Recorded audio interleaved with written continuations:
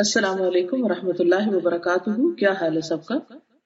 دور جاہلیت میں لوگ مختلف پیش آمدہ امور کے بارے میں جب فیصلہ چاہتے تو مختلف طریقے آزمایا کرتے تھے. مثلا فال لیتے، کاہنوں نجومیوں کے پاس جا کر غیب کی خبریں معلوم کرتے.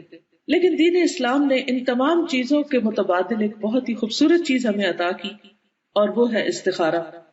استخارہ کا بنیادی معنی ہوتا ہے خیر اور بھلائی طلب کرنا، یعنی اللہ تعالیٰ سے خیر مانگنا. استخارہ کرنا اللہ تعالیٰ کو بہت پسند ہے.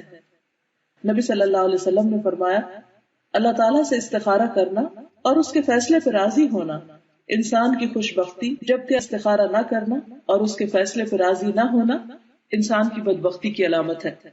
حضرت جابر کہتے ہیں کہ نبی صلی اللہ علیہ وسلم ہمیں استخارے کی تعلیم ایسے دیتے جیسے قرآن مجید کی کوئی سورت سکھایا کرتے تھے. تو بہرحال اس سے استخارے کی اہمیت واضح ہوتی ہے. استخارہ کیسے کیا جائے؟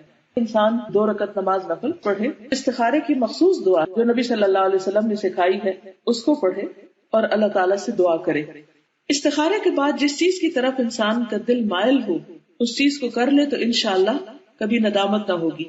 استخارہ اور خواب کوئی لازم و ملزوم چیزیں نہیں، جس طرف دل مائل ہو وہ کام کر لے. بار بار بھی استخارہ کیا جا سکتا ہے.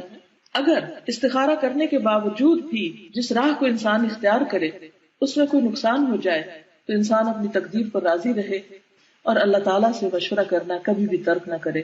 اللہ تعالیٰ ہمیں مسنون طریقے اختیار کرنے کی توفیق عطا فرمائے. السلام علیکم ورحمۃ اللہ وبرکاتہ.